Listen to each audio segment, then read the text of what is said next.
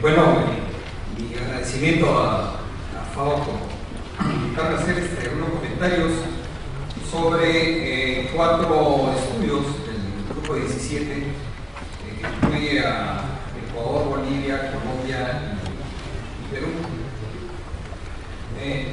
Desde la década del 90 en los países andinos, sobre lo que cabe reflexionar ahora, así como en otros países de la región latinoamericana, nuevos actores, muchos de ellos corporaciones y grupos económicos importantes, nacionales y extranjeros, han ingresado con importantes inversiones en la actividad agraria, adquiriendo extensas áreas e introduciendo modernas tecnologías y formas de gestión, orientando la producción principalmente a los mercados externos. Aún más recientemente, se ha intensificado la presencia de industrias extractivas que requieren, para realizar su actividad productiva, acceder a extensas áreas sobre las que frecuentemente ya tienen derecho poblaciones y comunidades. Estos nuevos procesos de concentración de la propiedad de la tierra han atraído la atención, no necesariamente por su novedad, porque en el caso de estos países ya tiene varios años, sino porque el rápido y masivo proceso de land grab, de acaparamiento de tierras en otras regiones del mundo, principalmente África, han vuelto los reflectores también sobre nuestros países.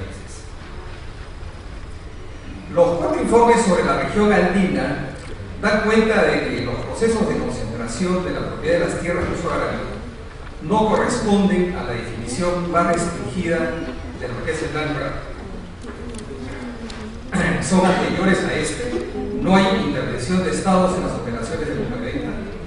El papel de los actores nacionales es mucho más importante que el de los extranjeros, aunque el caso de Bolivia sea una interesante excepción. En este país, los inversionistas provenientes de Brasil, sin que intervenga el Estado brasileño, tienen un papel protagónico, pero se articulan fluidamente con las élites y sociedades locales.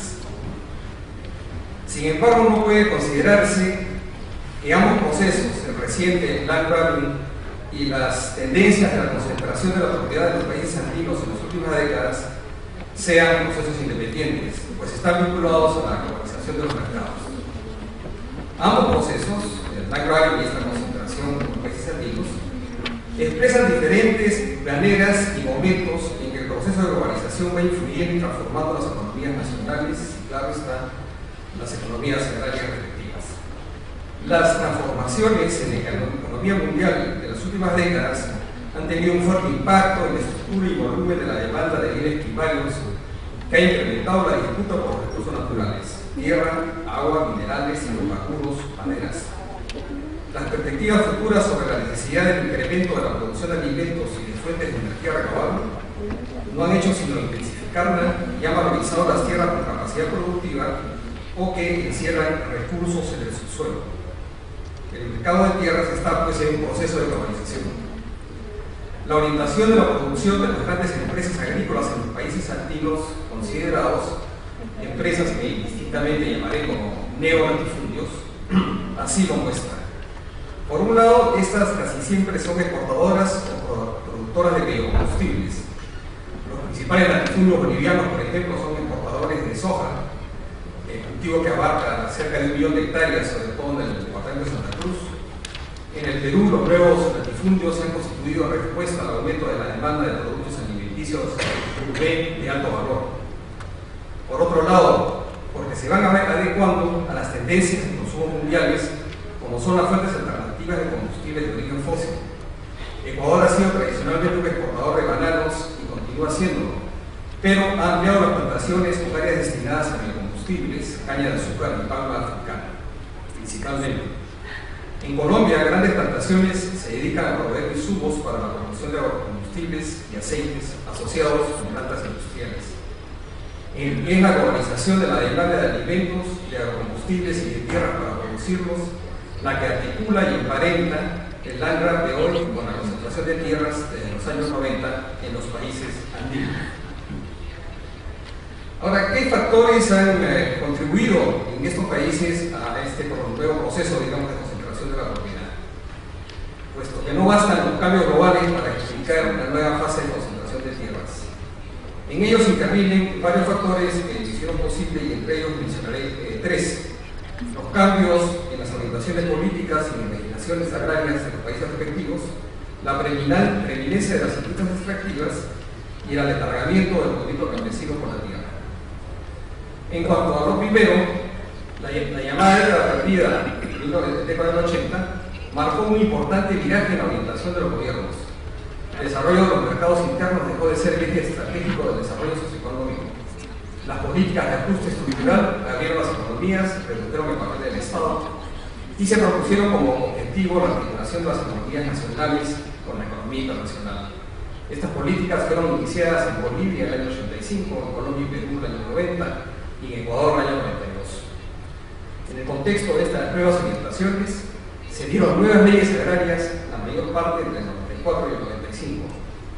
En el 94 se dio en Colombia la ley 160, que levantó las restricciones al límite de la superficie sobre ciertas tierras. Ese mismo año en Bolivia se promulgó la Ley de Servicio Nacional de Reforma Agraria, llamada Ley INRA, que estableció una diferencia entre las tierras de propiedad comunal y de pequeños agricultores que quedaban excluidos del mercado de tierras y las tierras en manos de medianos y grandes propietarios integrados al mercado. Luego, la nueva Constitución boliviana de 2010, si bien establece un límite al tamaño de la propiedad agraria, permite finalmente la legalización de la latifundios. También en 1994 se dio en Ecuador la Ley de Desarrollo Agrario. En general, esta ley fortaleció los derechos privados sobre la tierra, eliminó las restricciones para la transferencia de tierras por vía de mercado, se limitaron las expropiaciones y se dispuso de medidas para desalojar a invasores de tierras. Además, como se hiciera un año más tarde en el Perú, autorizó la división de las tierras comunales en parcelas individuales privadas en caso de las respectivas asambleas así lo acordasen. En el Perú, la nueva Constitución de 1993 redujo la protección a las tierras de las comunidades campesinas y en 1995 dio una ley de tierras vigente aún que elimina las restricciones a la compraventa de tierras, que no fijan límites de tamaño y que estableció los procedimientos que deberían seguir las comunidades campesinas para vender sus tierras. En síntesis, la tendencia general de la legislación sobre tierras en la década del 90 fue de garantizar la propiedad privada, flexibilizar o eliminar los límites al tamaño de los predios, abrir los mercados de tierras, estimular las inversiones tanto nacionales como extranjeras, debilitar las formas comunales de propiedad y marginar a la agricultura familiar. Estas condiciones favorecieron la concentración de la propiedad de tierras en un contexto de gran demanda internacional en materias primas para la industria, la producción ganadera, la bioenergía y la multiplicación de los nichos del mercado de productos agrícolas. Las políticas de crecimiento de la agricultura se orientaron, pues, en las últimas 2 décadas a las iniciativas comerciales de gran escala, a cuyas iniciativas y necesidades se adecuaron. En cuanto a las actividades extractivas, la elevación de los precios internacionales de las materias primas también ha contribuido a la concentración del control sobre la tierra por grandes corporaciones, por compra, concesiones o por medios. En los 4 países considerados, las concesiones de tierras otorgadas a las industrias extractivas, que alcanzan varios millones de hectáreas, priman sobre los derechos de las poblaciones y comunidades. Esto más allá de las orientaciones políticas de los respectivos gobiernos, pues los ingresos fiscales de todos ellos dependen críticamente de estas rentas, sobre todo petroleras y mineras, para financiar inversiones públicas y gastos sociales. En cuanto al alargamiento de los movimientos campesinos, la concentración de la propiedad de las tierras en las últimas décadas también ha sido facilitada por la debilidad del movimiento campesino en la lucha por la tierra. Si lo comparamos al que existió en los años 50 y 60, cuando contribuyó en estos años a poner la reforma agraria en lo más alto de la agenda política. A este relativo alargamiento del movimiento campesino han contribuido varios factores. En algunos casos, las reformas agrarias redistribuyeron la tierra y redujeron las presiones redistributivas, como en el Perú, en donde además la violencia que asomó al campo en los 80 y inicio de los 90 contribuyó al desplazamiento de las organizaciones campesinas. En Colombia, el activo movimiento campesino por la tierra articulado por ANDUC se replegó al entrar la década de 1980 por el conflicto armado y las políticas públicas. La lucha por la tierra fue subsumida por la que mantienen los actores armados, impulsados en buena medida por el negocio del narcotráfico, con las poblaciones por el control del territorio. Esta desmovilización campesina también se debe, como se señala en el informe sobre Ecuador, a los cambios que ha experimentado el mismo campesinado. En algunas regiones ya no está vinculado a la producción agrícola o simplemente han emigrado a la falta de cultura organizativa de los asalariados rurales y trabajadores sin tierra, a la concepción que tienen los indígenas sobre los territorios donde se incluyen las demandas de tierra y agua, y finalmente a las leyes que eliminaron el tema de la reforma agraria de las políticas públicas y desarticularon las demandas por la tierra entre los campesinos pobres. Luciano Martínez, que hizo el informe sobre Ecuador, concluye en su informe que el análisis sobre la tenencia de la tierra en el caso ecuatoriano señala claramente que es un proceso vinculado más a las tendencias de modernización capitalista interna antes que a la presencia de procesos externos como el agro. Ese proceso moderno interno de modernización capitalista que menciona responde en buena medida, sin embargo, como ya tuve la oportunidad de notar, a tendencias de la colonización. Pero la acotación de Martínez nos conduce a mirar cuáles son los efectos internos del proceso de acaparamiento de los países considerados. Hasta qué punto es una tendencia de la modernización capitalista de nuestras agriculturas. ¿Qué es lo que moderniza? Me referiré sucintamente a tres puntos: la modernización productiva, la modernización de las relaciones laborales, pero también a los límites de la modernización. Aun cuando no hay suficiente información en los documentos revisados para conocer detalles sobre este punto, sobre la modernización productiva, como se debe el propósito tampoco de los informes, hay apreciaciones muy interesantes. En Bolivia fue en buena medida la migración brasileña de comienzos de la década del 90 la que estableció un antes y un después en la agricultura en la principal región agrícola del país, Santa Cruz. Los agricultores brasileños son los más grandes propietarios de tierras destinadas a la producción de soya. Introdujeron nuevas técnicas de cultivo, innovando aquellas traídas décadas atrás por los colonos menonitas que resultaron muy ineficientes y depredadoras. Más aún, los brasileños lograron el apoyo de instituciones de ese país, de instituciones de ciencia y tecnología. En el Perú, las nuevas empresas agroexportadoras costeñas, creadas en su mayor parte después de 1995, están en la vanguardia de la modernización agrícola del país. Es común la gestión moderna, procesos productivos de alta tecnología y la cada vez mayor expansión de riego tecnificado. El progresivo conocimiento de los mercados externos les ha permitido desenvolverse con solvencia en las arenas movedizas de la economía internacional con nuevos productos. Otro tanto puede decirse de Colombia y Ecuador. Estas empresas se convierten además en demandantes de servicios y tecnologías que en muchos casos requieren de personal de alta calificación. Estimula por consiguiente la creación o ampliación de otras empresas proveedoras de bienes y servicios, la innovación en los currículos de las instituciones educativas, el servicio de laboratorios, etc. De modo tal que sus efectos sobre la organización de la economía desbordan el ámbito físico de las empresas y del propio sector agrario. En cuanto a las relaciones laborales, los neolatifundios también han contribuido a la modernización de las relaciones laborales. Las nuevas empresas brasileñas en Bolivia han generalizado el pago de salarios, lo que no ocurre en muchas de las empresas conducidas por bolivianos, que mantienen relaciones que el informe califica de semi-formales. En el Perú ocurre otro tanto, aunque las relaciones feudales fueron fundamentalmente radicadas con la reforma agraria del 69. No obstante, las condiciones de trabajo son inferiores de lo que se podría esperar en una empresa moderna, punto al que regresaré más adelante. Ahora, esta modernización al mismo tiempo puede ser muy limitada en varios sentidos. Por un lado, porque los insumos, maquinarias y software más sofisticados suelen ser importados y no producidos en el país.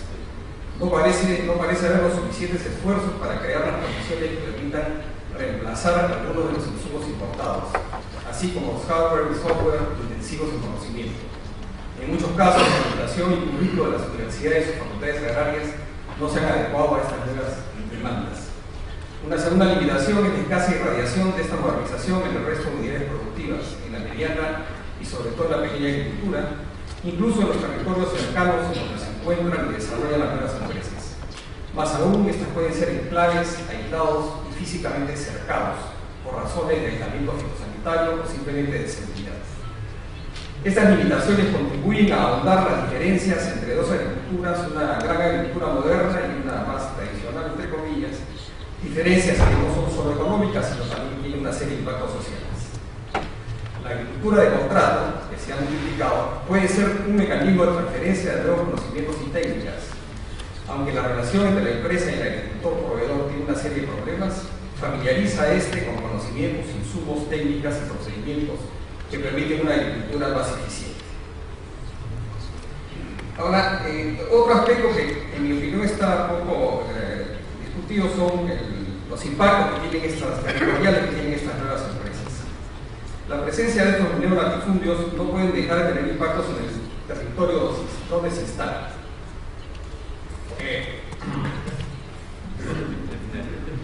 Termino este punto. Un número importante de los nuevos inversionistas en el agro son grupos económicos con intereses diversificados en otros sectores y que operan en distintas partes del país. Generalmente son conducidos y administradas por empleados contratados que no son de origen local. Es frecuente que las nuevas empresas no logren integrarse a las redes institucionales locales y regionales y por tanto sean percibidas como instituciones extrañas.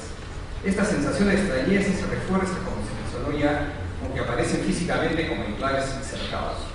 En el informe boliviano leemos lo siguiente: cuanto más grande es la extensión de la tierra cultivada de soja por los grandes productores, proporcionalmente menos mano de obra se contrata, menos empleo se genera, menos impacto cuando la pobreza local se consigue. Este modelo de enclave de la gran empresa latifundiaria soliera, que tiene como única razón de ser el agronegocio, no construye el territorio local, ya que no necesita de él. Las grandes inversiones agrarias requieren mucha mano de obra, más o menos dependiendo del cultivo, y movilizan poblaciones.